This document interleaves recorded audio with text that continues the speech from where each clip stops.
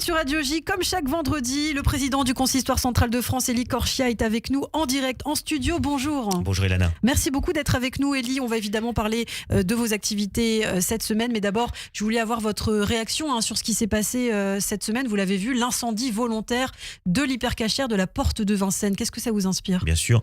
Déjà, ce que ça m'inspire, c'est qu'une enquête est en cours. J'espère que cette enquête va déboucher sur une arrestation et que la personne qui a commis cet acte sera appréhendée et qu'elle s'expliquera sur ce qui s'est passé. Alors évidemment, on est dans une enquête où pour le moment, on ne peut pas tirer la moindre conclusion. Mais enfin, on sait que c'est volontaire. On sait en pleine nuit, on sait que c'est volontaire, on sait qu'il y avait des poubelles qui ont pris feu. Et donc effectivement, avec cette façade de l'hypercachère qui a été touchée, effectivement, ce qu'on espère surtout, c'est que les mesures qui ont été mises en place, l'enquête immédiatement diligentée, notamment par la police scientifique, permettra l'arrestation de cette personne. Encore une fois, chaque acte de ce type, chaque tag, chaque incendie, là on est quand même sur un niveau plus élevé encore, même si on est en pleine nuit et qu'il n'y avait personne sur place. Évidemment, il faut que ça donne lieu à une condamnation et j'espère encore une fois que l'enquête va rapidement aboutir sur l'arrestation de la personne. Alors par ailleurs, Élie, on parle de vos activités. Vous étiez hier avec le Grand Rabbin de France à l'aumônerie des armées, c'est ça Aux Invalides, à l'hôtel des Invalides avec l'aumônerie israélite des armées. Effectivement, je suis content de les mettre en lumière ce matin avec le travail qu'ils font, ces aumôniers, avec mon amie Dorothy Benichou-Katz, qui est elle-même aumônier de l'hôtel national des Invalides. Et il y avait tous les pensionnaires qui étaient là.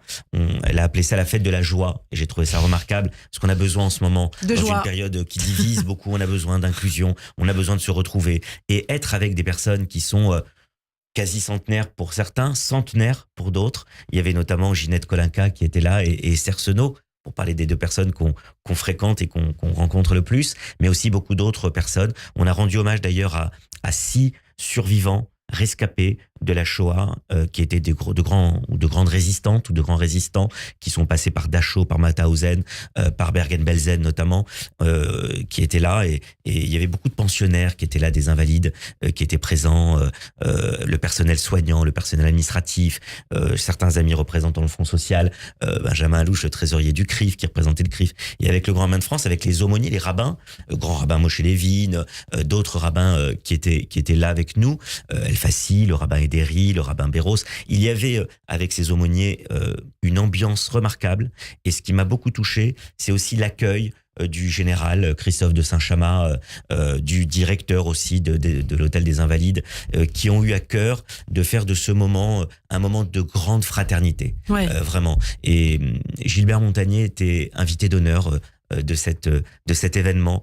Et il fallait voir dans la grande salle, une immense salle à manger de l'hôtel des Invalides où tous les pensionnaires étaient réunis, on était bien une centaine de personnes, avec beaucoup de personnes qui étaient venues assister à ce moment, encore une fois très émouvant. Il faut voir le grand piano au milieu avec Gilbert Montagnier qui chante l'hymne à la joie devant tous les pensionnaires, qui chante ensuite On va s'aimer, et cette ambiance incroyable. J'espère qu'on sera comme certaines personnes que j'ai vues sur place à 100 ans, comme à 20, comme on dit, avec évidemment toutes nos têtes et évidemment cette force d'âme de ces personnes qui ont traversé. Pour certains, on a mis à l'honneur notamment 6 personnes, dont Esther Senot, Ginette Kolinka, mais aussi d'autres femmes et des hommes qui ont traversé les périodes les plus noires de l'histoire et qui en sont sortis avec cette vitalité incroyable qui font qu'ils sont encore là aujourd'hui et j'espère pour longtemps. Et vous parlez justement des rescapés de la Shoah, vous nous avez apporté un livre quelque peu en rapport finalement avec ça, le dernier roman graphique de Luz de Finu. Je dirais même que c'est en lien directement avec les 2 thématiques dont on a parlé. Luz, rescapé lui-même de l'attentat de l'hypercachère. À quelques minutes près, il était en retard ce matin pour la réunion de la rédaction. Et il va avoir la vie sauve de Charlie Hebdo.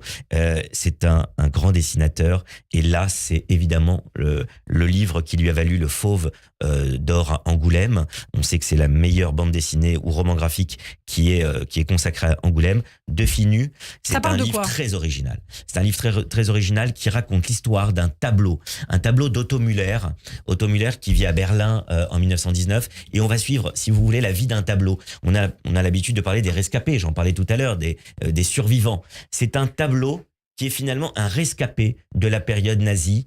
Et on suit l'histoire, la vie de ce tableau, du moment où il est conçu en 1919, juste à côté de Berlin, par Otto Müller, jusqu'à 2001, où il va revenir. Je vous raconte pas toutes les tribulations, les pérégrinations de ce tableau. On va vivre l'histoire de ce tableau qui est un rescapé de la période nazie. Vous savez combien on va vivre l'avènement d'Hitler au pouvoir. On va vivre comment ce tableau, qui est un tableau d'art moderne, va être considéré dans l'art dégénéré par les nazis, donc il était promis à la disparition. On va voir comment il va passer de main en main, notamment par un propriétaire de ce tableau qui est juif à un moment donné, et on va voir comment ce tableau va traverser aussi cette période, c'est la spoliation des juifs. On va voir comment 80 ans après, il va revenir à la famille et à la survivante, une survivante de cette famille qui va le récupérer et elle va le redonner ensuite au musée d'art de Cologne où il est aujourd'hui exposé. C'est incroyable. Et un dernier mot, la force de cette BD, de ce roman graphique, c'est qu'on voit tout le livre depuis le contre-champ du tableau. Donc vous êtes un spectateur embarqué dans le tableau et toutes les scènes que vous voyez, c'est à travers le cadrage du tableau. Eh bien, vous nous avez donné envie de le lire. De Finus de Luz, publié aux éditions Albin Michel. Merci beaucoup. De Finus, c'est le nom du tableau. Tout à fait. Merci beaucoup, Élie. On vous retrouve avec grand plaisir chaque vendredi matin. Shabbat Shalom. Shabbat Shalom.